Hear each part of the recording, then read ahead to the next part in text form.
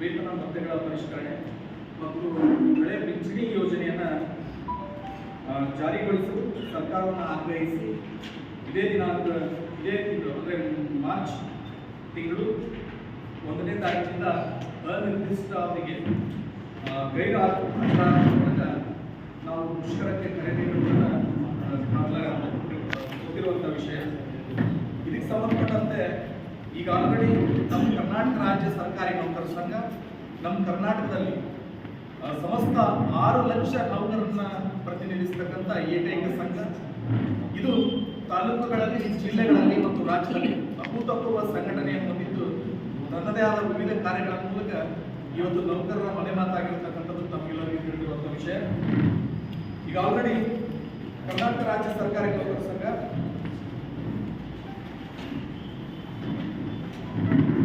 ರಾಜ್ಯದಲ್ಲಿ 39% ಹುದ್ದೆಗಳು ಖಾಲಿ ಇದ್ದರೂ ಕೂಡ ದೇಶದ ಅಭಿವೃದ್ಧಿಯಲ್ಲಿ 5ನೇ ಸ್ಥಾನದಲ್ಲಿ ನಮ್ಮ ರಾಜ್ಯ ಇರುವುದನ್ನು ನಾವು ಮಾಧ್ಯಮದಲ್ಲಿ ಗಮನಿಸ್ತೀವಿ. ಇದಕ್ಕೆ ಪ್ರಮುಖ ಕಾರಣ ಏನಪ್ಪ ಅಂತಂದ್ರೆ ಇವತ್ತು ಕಾರ್ಯಾಂಗ ಅಂದರೆ ನಮ್ಮ ನೌಕರರು.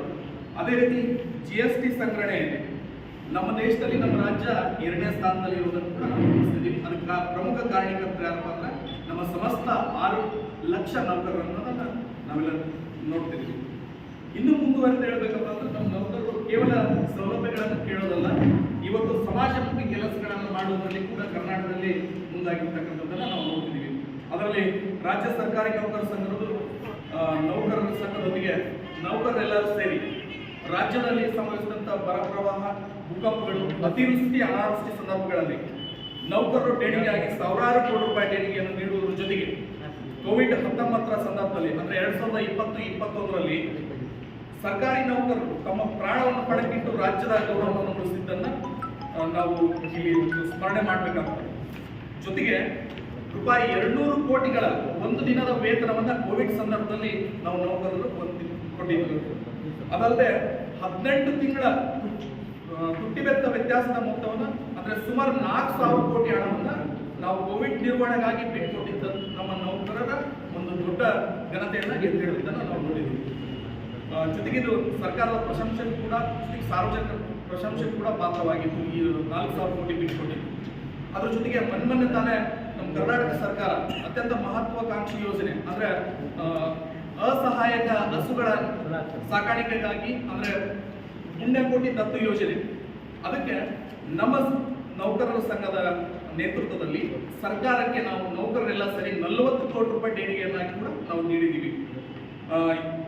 ನಮ್ಮ ತಾಲೂಕಿನಿಂದ ಹೇಳೋದಾದ್ರೆ ಸರಿ ಸುಮಾರಾಗಿ 7 ಲಕ್ಷ ರೂಪಾಯಿ, 5,81,000 ರೂಪಾಯಿ ನಾವು ಪೊಲೀಸ್ ಇಲಾಖೆ ಮತ್ತು ನೀರಾವರಿ ಇಲಾಖೆ ಮತ್ತು ಅಗ್ನಿಶಾಮಕ ಮತ್ತು ಕೇವಿಯನ್ನು ಬಿಟ್ಟು ನಾವು 5,71,000 ಅವರೆಲ್ಲ ಸೇರಿ ನಾವು 7 ಲಕ್ಷ ರೂಪಾಯಿ ದೇಣಿಗೆಯಾಗಿ ನಮ್ಮ ತಾಲೂಕಿನಿಂದ ಕೊಟ್ಟಿದ್ದೀವಿ. ಟೋಟಲ್ 40 ಲಕ್ಷ ರೂಪಾಯಿ ನಾವು ಸರ್ಕಾರಕ್ಕೆ ಪುಣ್ಯಕೋಟಿ ಯೋಜನೆಗೆ ದತ್ತು ಯೋಜನೆಗೆ ದೇಣಿಗೆಯಾಗಿ ನೀಡುತ್ತಿರ್ತಕ್ಕಂಥದ್ದು.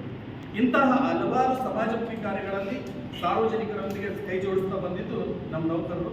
ಈ ನಿಟ್ಟಿನಲ್ಲಿ ಪ್ರತಿ 5 ವರ್ಷಗಳಿಗೊಮ್ಮೆ ನ್ಯಾಯಯುತವಾಗಿ ನಮಗೆ ವೇತನ ಆಯೋಗಗಳನ್ನು ರಚನೆ ಮಾಡ್ತಾ ನಮಗೆ ವೇತನ ಭತ್ಯೆಗಳನ್ನು ಪರಿಷ್ಕರಣೆ ಮಾಡ್ತಾ ಬರ್ತಕ್ಕಂಥದ್ದು ಪದ್ಧತಿ ಆಗಿರ್ತಕ್ಕಂಥದ್ದು. ಆ ನಿಟ್ಟಿನಲ್ಲಿ ನಾವು ನಮ್ಮ ಕರ್ನಾಟಕ ರಾಜ್ಯ ಸರ್ಕಾರಿ ನೌಕರ ಸಂಘದ ರಾಜ್ಯಾಧ್ಯಕ್ಷರ ನೇತೃತ್ವದಲ್ಲಿ ಸುಮಾರು 200 ವೃಂದ ಸಂಘಗಳ ಸಹಯೋಗದಲ್ಲಿ ಮನೆ 21/2/2022 ಕಬ್ಬನ್ ಪಾರ್ಕ್ನಲ್ಲಿರ್ತಕ್ಕಂಥ ನಮ್ಮ ಕರ್ನಾಟಕ ರಾಜ್ಯ ಸರ್ಕಾರಿ ನೌಕರ ಸಂಘದ ಒಂದು ಆವರಣದಲ್ಲಿ ಕಾರ್ಯಕ್ರಮ ಮಾಡಿದ್ವಿ. ರಾಜ್ಯ ಕಾರ್ಯಕಾರಿಣಿ ಸಭೆ. ಆ ಸಭೆಯಲ್ಲಿ ಒಕ್ಕೂರಿನಿಂದ ಒಂದು ನಿರ್ಣಯಕ್ಕೆ ಬಂದ್ವಿ ನಾವು ಎಲ್ಲ 200 ಸಂಘಗಳು ಸಹಯೋಗದಲ್ಲಿ. ಏನಪ್ಪಾ ಅಂದ್ರೆ ನಮಗೆ 7ನೇ ವೇತನ ಆಯೋಗ ಜಾರಿ ಆಗಬೇಕು, ಜೊತೆಗೆ ಹೊಸ ಪಿಂಚಣಿ ಯೋಜನೆಯನ್ನ ರದ್ದುಗೊಳಿಸಿ ಹಳೆ ಪಿಂಚಣಿ ಯೋಜನೆಯನ್ನ ಜಾರಿಗೆ ತರಬೇಕು.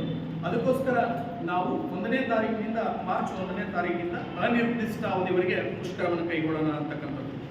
ಆ ಒಂದು ನಿರ್ಣಯದಂತೆ ನಾವು ಪ್ರತಿ ತಾಲೂಕಿನಲ್ಲಿ ಪ್ರತಿ ಕಚೇರಿಯನ್ನ ಬಂದ್ ಮಾಡುವ ಮೂಲಕ 1ನೇ ತಾರೀಕಿನಿಂದ ನಾವು ಅನಿರ್ದಿಷ್ಟ ಅವಧಿವರೆಗೆ ಎಲ್ಲ ನೌಕರರು ಗೈರು ಹಾಜರಾಗುವ ಮೂಲಕ ನಾವು ಇವತ್ತು ಮುಷ್ಕರವನ್ನು ಆರಂಭಿಸ್ತಿದ್ದೀವಿ 1ನೇ ತಾರೀಕಿನಿಂದ. ಈ ನಿಟ್ಟಿನಲ್ಲಿ ರಾಜ್ಯದ 2023-24ನೇ ಸಾಲಿನ ಆಯವ್ಯಯದಲ್ಲಿ ಸರ್ಕಾರಿ ನೌಕರರ ವೇತನ ಭತ್ಯೆಗಳ ಪರಿಷ್ಕರಣೆಗೆ ಸಂಬಂಧಿಸಿದಂತೆ ಯಾವುದೇ ಪ್ರಸ್ತಾಪ ಮಾಡದಿರುವುದು ಸಹಜವಾಗಿ ನಮ್ಮ ಎಲ್ಲ ನೌಕರರಲ್ಲಿ ನಿರಾಶೆ ಮೂಡಿದೆ. ಇದರಿಂದ ನಾವೇನ್ ಮಾಡಿದ್ವಿ, ರಾಜ್ಯ ಸರ್ಕಾರಿ ನೌಕರರಿಗೆ 7ನೇ ವೇತನ ಆಯೋಗದ ಸೌಲಭ್ಯಗಳನ್ನು ದಿನಾಂಕ 1/7/2022ರಿಂದನೇ ಜಾರಿಗೊಳಿಸಬೇಕಾಗಿತ್ತು. ಬಟ್ ಈಗ ಆಲ್ರೆಡಿ 1 ವರ್ಷ ಮೀರಿ 1 ವರ್ಷಕ್ಕೆ ಜುಲೈಗೆ 1 ವರ್ಷ ಆಗುತ್ತೆ. ಆ ಕಾರಣದಿಂದ ಈಗ 6 ತಿಂಗಳ ಲೇಟ್ ಆಗಿದ್ದು, ಅದಕ್ಕೆ ಅದನ್ನು ಪೂರ್ವಾನ್ವಯವಾಗುವಂತೆ ಜುಲೈ 2022ರಿಂದನೇ ಜಾರಿಗೊಳಿಸಬೇಕಂತಕ್ಕಂಥದ್ದು ನಮ್ಮ ಬೇಡಿಕೆ. ರಾಜ್ಯ ಸರ್ಕಾರಿ ನೌಕರ ವೇತನ ಭತ್ಯೆಗಳ ಪರಿಷ್ಕರಣೆಗಾಗಿ ಸರ್ಕಾರ ರಾಜ್ಯದ ನಿವೃತ್ತ ಮುಖ್ಯ ಕಾರ್ಯದರ್ಶಿಗಳಾಗಿರುವಂತಹ ಶ್ರೀ ಸುಧಾಕರ್ ಅವರ ಅಧ್ಯಕ್ಷತೆಯಲ್ಲಿ 7ನೇ ವೇತನ ಆಯೋಗವನ್ನು ರಚನೆ ಮಾಡಿದ್ದು, ಆಯೋಗದ ಮುಂದೆ ಸಂಘವು ರಾಜ್ಯ ಸರ್ಕಾರಿ ನೌಕರ ವೇತನ ಭತ್ಯೆಗಳ ಪರಿಷ್ಕರಣೆಗೆ ಸಂಬಂಧಿಸಿದಂತೆ ವಿಸ್ತೃತ ವರದಿಯನ್ನು ಸಿದ್ಧಪಡಿಸಿ ಸಲ್ಲಿಸಿತು. ಈಗ 1 ತಿಂಗಳಿಂದ ನಾವು ನಮ್ಮ ಸಂಘದಿಂದ ಪೂರ್ಣ ಏನು ಬದಲಾವಣೆಗಳಾಗಬೇಕು, ನಮ್ಮಲ್ಲಿ ಏನು ಯಾಡ್ ಆಗಬೇಕು, ಏನು ತೆಗಿಬೇಕಂತಕ್ಕಂಥದ್ದನ್ನು ಒಂದು ವರದಿಯನ್ನು ನಮ್ಮ ಸಂಘದಿಂದ ಕೊಟ್ಟಿದ್ವಿ. ರಾಜ್ಯ ಸರ್ಕಾರದ ಅಧಿಕಾರಿ ಮತ್ತು ನೌಕರರು ಹಾಗೂ ಸರ್ಕಾರದ ಅಧೀನಕ್ಕೆ ಒಳಪಡುವ ನೌಕರರು ಕಾಲಕಾಲಕ್ಕೆ ವೇತನ ಹಾಗೂ ಭತ್ಯೆಗಳ ಪರಿಷ್ಕರಣೆಯೊಂದಿಗೆ ಪಡೆಯುವುದು ಅವರ ಮೂಲಭೂತ ನ್ಯಾಯಸಮ್ಮತ ಹಕ್ಕಾಗಿದ್ದು, ಪ್ರಸ್ತುತ ದಿನಗಳಲ್ಲಿ ಅಗತ್ಯ ವಸ್ತುಗಳ ಬೆಲೆ ಏರಿಕೆಯಲ್ಲಿ ನೌಕರರು ಕುಟುಂಬ ನಿರ್ವಹಣೆಯಲ್ಲಿ ಸಂಕಷ್ಟಕ್ಕೆ ಸಿಲುಕಿರುವುದರಿಂದ ನೌಕರರ ವೇತನ ಪರಿಷ್ಕರಣೆ ಮಾಡಿ ಆರ್ಥಿಕ ವ್ಯತ್ಯಾಸಗಳನ್ನು ಸರಿಪಡಿಸುವುದು ಸರ್ಕಾರದ ಜವಾಬ್ದಾರಿಯಾಗಿದ್ದು, ನಿರ್ಲಕ್ಷ್ಯ ವಹಿಸಿರುವುದಕ್ಕೆ ಸಭೆಯು ಒಗ್ಗೂರಿನಿಂದ ಅಸಮ್ಮತಿ ವ್ಯಕ್ತಪಡಿಸಿ ಬೇಡಿಕೆಗಳ ಈಡೇರಿಕೆಗಾಗಿ ಸರ್ಕಾರವನ್ನು ಒತ್ತಾಯಿಸಿ ದಿನಾಂಕ 1/3/2023ರಿಂದ ರಾಜ್ಯದ ಸಮಸ್ತ ಸರ್ಕಾರಿ ನೌಕರರು ಕರ್ತವ್ಯಕ್ಕೆ ಗೈರು ಹಾಜರಾಗುವ ಮೂಲಕ ಅನಿರ್ದಿಷ್ಟಾವಧಿ ಮುಷ್ಕರಕ್ಕೆ ಕರೆ ನೀಡಲು ನಾವು ನಿರ್ಣಯಗೊಂಡಿದ್ದೀವಿ. ಇದರ ಪ್ರಮುಖ ಬೇಡಿಕೆ ಏನಪ್ಪ ಅಂತಂದ್ರೆ, ರಾಜ್ಯ ಸರ್ಕಾರಿ ನೌಕರರು ಹಾಗೂ ಸರ್ಕಾರದ ಅಧೀನಕ್ಕೊಳಪಡುವ ನೌಕರರಿಗೆ ದಿನಾಂಕ 1/7/2022ರಿಂದ ಪರಿಷ್ಕೃತ ವೇತನ ಭತ್ಯೆಗಳಿಗಾಗಿ ಅರ್ಹರಾಗಿದ್ದು, 6ನೇ ವೇತನ ಆಯೋಗದ ಮಾದರಿಯಂತೆ 7ನೇ ವೇತನ ಆಯೋಗದಿಂದ ಶೀಘ್ರವಾಗಿ ಮಧ್ಯಂತರ ವರದಿಯನ್ನು ಪಡೆಯಿತು. ಚುನಾವಣೆ ನೀತಿ ಸಂಹಿತೆ ಜಾರಿಗೆ ಮೊದಲು 40% ಫಿಟ್ಮೆಂಟ್ ಸೌಲಭ್ಯವನ್ನು ದಿನಾಂಕ 1/7/2022ರಿಂದ ಜಾರಿಗೆ ಬರುವಂತೆ ಸರ್ಕಾರಿ ಆದೇಶ ಹೊರಡಿಸುವುದು ಪ್ರಮುಖ ಬೇಡಿಕೆ. ಇದ್ರ ಜೊತೆಯಲ್ಲಿ ನೌಕರರಿಗೆ ಮಾರ್ಗವಾಗಿರುವಂಥ 2006ರಿಂದ ಇತ್ತೀಚೆಗೆ ನೇಮಕಗೊಂಡ ನೌಕರರಿಗೆ ಮಾರ್ಗವಾಗಿರುವಂಥ ನೂತನ ಪಿಂಚಣಿ ಯೋಜನೆ, ಅಂದರೆ NPS ನೌಕರ ಜೀವನ ನಿರ್ವಹಣೆ ಹಾಗೂ ಸಂಧ್ಯಾಕಾಲದ ಬದುಕು ಅತ್ಯಂತ ಕಷ್ಟಕರವಾಗಿರುವುದರಿಂದ NPS ನೌಕರರನ್ನು OPS ವ್ಯಾಪ್ತಿಗೆ ತರುವುದು ಸರ್ಕಾರದ ಜವಾಬ್ದಾರಿ. ಈಗಾಗಲೇ ಪಂಜಾಬ್ ರಾಜ್ಯ, ರಾಜಸ್ಥಾನ, ಛತ್ತೀಸ್ಗಢ, ಜಾರ್ಖಂಡ್, ಹಿಮಾಚಲ ಪ್ರದೇಶ ರಾಜ್ಯಗಳಲ್ಲಿ ಹಳೆ ಪಿಂಚಣಿ ಯೋಜನೆಯನ್ನು ಜಾರಿಗೆ ತಂದಿದ್ದು, ಅದೇ ಮಾದರಿಯಲ್ಲಿ ಕರ್ನಾಟಕದಲ್ಲೂ ಸಹ NPS ಯೋಜನೆಯನ್ನು ರದ್ದುಪಡಿಸಿ ಹಳೆ ಪಿಂಚಣಿ ಯೋಜನೆಯನ್ನು ಜಾರಿಗೊಳಿಸುವುದು. ದಿನಾಂಕ 1/3/2023ರಿಂದ ರಾಜ್ಯದ ಸಮಸ್ತ ಸರ್ಕಾರಿ ನೌಕರರು ಕರ್ತವ್ಯಕ್ಕೆ ಗೈರು ಹಾಜರಾಗುವ ಮೂಲಕ ಅನಿರ್ದಿಷ್ಟಾವಧಿ ಮುಷ್ಕರವನ್ನು ಬೆಂಬಲಿಸುವುದರೊಂದಿಗೆ ಯಶಸ್ವಿಗೊಳಿಸಲು ನಾವು ನಮ್ಮ ತಾಲೂಕಿನಲ್ಲಿ ಎಲ್ಲ ಸರ್ಕಾರಿ ಅಧಿಕಾರಿ ನೌಕರರಲ್ಲಿ ಮನವಿ ಮಾಡ್ತಿದ್ದೀವಿ. ಅದರಲ್ಲಿ ಈ ಮೇಲ್ಕಂಡ ಅಂಶವನ್ನು ತಮ್ಮ ಎಲ್ಲ ಪತ್ರಿಕೆಗಳಲ್ಲಿ ಪ್ರಕಟಿಸುವ ಮೂಲಕ ಇದನ್ನು ವ್ಯಾಪಕ ಪ್ರಚಾರ ಮಾಡಬೇಕಂತ ಹೇಳಿ ತಮ್ಮಲ್ಲಿ ಕಳಕಳಿಯ ಪ್ರಾರ್ಥನೆಯನ್ನು ಮಾಡ್ಕೊತೀವಿ. ತಮ್ಮ ಬೆಂಬಲ ನಮ್ಮ ನೌಕರರಿಗಿರಲಿ. ಇದು ನ್ಯಾಯಯುತ ಬೇಡಿಕೆ ಆಗೈತಿ. ಅದಕ್ಕೆ ಇದು ವಿಶೇಷವಾಗಿ NPS ಅಂತೂ ಮಾರ್ಗವಾಗಿರ್ತಕ್ಕಂಥದ್ದು. ಇವತ್ತು ಕೆಲವೇ ವರ್ಷಗಳ ಸೇವೆಯನ್ನು ಸಲ್ಲಿಸಿ ಮರಣ ಹೊಂದಿದಂಥ ನೌಕರನ್ನು ನೋಡ್ತಿದ್ದೀವಿ. ಎಲ್ಲ ಬೀದಿಗೆ ಬಂದಿರತಕ್ಕಂಥ ಪರಿಸ್ಥಿತಿ. ಆ ಯೋಜನೆ ಬಹಳ ಮಾರ್ಗವಾಗಿರ್ತಕ್ಕಂಥದ್ದು. ಅದನ್ನು ಹೋಗಲಾಡಿಸಬೇಕು ಮತ್ತು ಸೌಲಭ್ಯ ಜಾರಿ ಆಗಬೇಕು ಅಂತಕ್ಕಂಥದ್ದು. ಅದಕ್ಕೆ ತಮ್ಮ ಬೆಂಬಲವನ್ನು ಕೋರ್ತಾ ಇಲ್ಲಿ ನಾನು ಈ ಹೇಳಿಕೆಯನ್ನು ಮುಗಿಸ್ತಿದ್ದೀನಿ. ಧನ್ಯವಾದ.